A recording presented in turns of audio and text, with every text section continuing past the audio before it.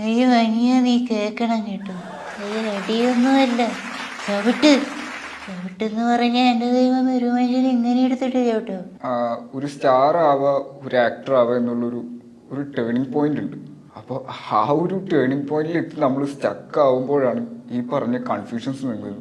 എനിക്ക് ഒരൊറ്റ ആക്ടർ ആവുക എന്നുള്ളതാണ് എൻ്റെ. നല്ല സിനിമകൾ അഭിനയിക്കുക, നല്ല സിനിമകളുടെ ഭാഗമാവുക, നല്ല ക്യാരക്ടേഴ്സ് ചെയ്യുക, അതിനാണ് ഞാൻ എപ്പോഴും പ്രിഫറൻസസ് കൊടുക്കുന്നത്. എല്ലാം ചെറിയ ചെറിയ ഡയലോഗുകൾ ചോദിച്ചു വാങ്ങിച്ചാണോടാ. അടുത്തത് ഒബ്വിയസ്ലി നമ്മുടെ ഷൈൻ ടോം. ഇല്ല, അങ്ങനത്തെ നിയമങ്ങൾ ഒരിക്കലും ഒരാൾ നല്ല വഴിക്ക് എത്തിക്കുമെന്ന് തോന്നുന്നില്ല. വേറൊരാളുടെ നിയമങ്ങൾക്ക് വേണ്ടി കൊണ്ടുവരുന്നത്, മനസ്സിലായോ? അവരവരുടെ ഇഷ്ടത്തിനാണെങ്കിലേ നമ്മൾ നമ്മുടെ ഇതിനു വേണ്ടി വേറെ ആളുടെ ഇഷ്ടത്തിനാണ് നമ്മൾ ചെയ്യുന്നത്.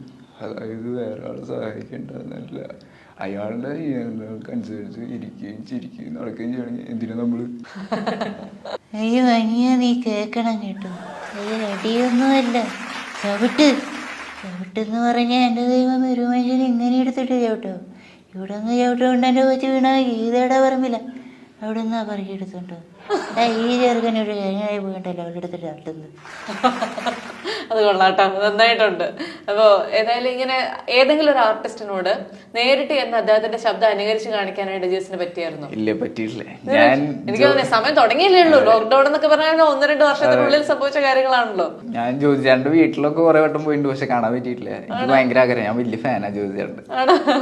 ജ്യോതിചേട്ടന്റെ എല്ലാ സിനിമകളും കൃത്യമായി മുടങ്ങാതെ കാണുന്ന ഒരു. ഞാൻ ജ്യോതിചേട്ടന്റെ വീഡിയോ ഡബ് ചെയ്തിട്ട് പുള്ളിക്കാരെ അത് കണ്ടിട്ട് എനിക്ക് വോയിസ് മെസ്സേജ് ഒക്കെ അയച്ചിട്ടുണ്ട്, നേരിട്ട് കാണാൻ പറ്റിയില്ല. അത് ശരി. ഈ ജോജി ചേട്ടനും ഷൈൻ ടോം ചാക്കോയും ഒഴിച്ചു കഴിഞ്ഞാൽ പിന്നെ എടുക്കുന്ന നല്ല ആത്മവിശ്വാസമുള്ള ആർട്ടിസ്റ്റുകൾ ആരൊക്കെയാണ്? അർജുൻ ദാസിന്റെ വോയിസ് എടുക്കും, തമിഴിലെ കൈതിയിലത്തെ വില്ലൻ. പിന്നെ ക്രിസ്ത്യാനോ റൊണാൾഡോയുടെ വോയിസ് എടുക്കും. അമ്മേ, ഒരു മറ്റേ ജയഹല അമ്മ അല്ലാത്ത മറ്റൊരു ഫീമെയിൽ വോയിസ് എന്ന് പറഞ്ഞു കഴിഞ്ഞാൽ ആരെടുക്കും? അതാണ് ഞാൻ പഠിച്ചിട്ടുള്ളത്. വേറെ അധികം നോക്കിയിട്ടില്ല, കാരണം വോയിസ് പഠിച്ചെടുക്കാൻ സമയം എടുക്കും. അല്ല, അങ്ങനെയാണെങ്കിൽ ഇനി ക്രിസ്ത്യാനോ റൊണാൾഡോ കഴിഞ്ഞാൽ വെറുതെ അറിയാനുള്ള എത്ര വോയിസ് എടുക്കും?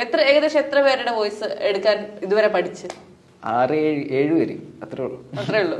ആക്ച്വലി ജീസ് ശരിക്കും എന്താ ചെയ്യണേ? ഞാൻ മെക്കാനിക്കൽ എഞ്ചിനീയറിംഗ് പഠിച്ചതാണ്. ഇപ്പൊ വെറുതെ ഇരിക്കുന്നു. ഞാൻ ബാംഗ്ലൂർ ഒരു കമ്പനിയിൽ HL എന്ന് പറഞ്ഞ കമ്പനിയിൽ ട്രെയിൻ ആയിട്ട് വർക്ക് ചെയ്യായിരുന്നു.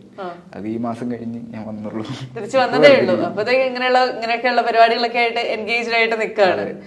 ഏതെങ്കിലും ഒരു സ്റ്റേജ് ഷോയിലോ അങ്ങനെ എവിടെയെങ്കിലും ഈ നമ്മുടെ ഇത് അവതരിപ്പിക്കാനുള്ള ഒരു അവസരം കിട്ടിയോ? ഇല്ല. അതിന് ശ്രമിച്ചായിരുന്നു? ഞാൻ കോമഡി ഉത്സവത്തിലൊക്കെ പോയിട്ടുണ്ടായിരുന്നു, പക്ഷെ അതിനുള്ളൊരു ഇത് കിട്ടിയില്ല. അപ്പൊ ഇതൊരു തുടക്കമാവട്ടെ, ഇതൊരു നല്ല തുടക്കമാവട്ടെ. ജീസിന്റെ അച്ഛനും അമ്മയൊക്കെ ഈ ശബ്ദം ഇങ്ങനെ ഇമിറ്റേറ്റ് ചെയ്യുന്നത് കേൾക്കുമ്പോ അവരുടെ ഒരു റെസ്പോൺസ് എന്താ? അവര് പറയാറുണ്ട് കുഴപ്പമില്ല എന്നൊക്കെ പറയാറുണ്ട്, അങ്ങനെ പറയാറുള്ളൂ, അധികം ഇല്ല. ഇനി വേറെ ആർട്ടിസ്റ്റ് ആരാ അങ്ങനെ എടുക്കാൻ പറ്റും?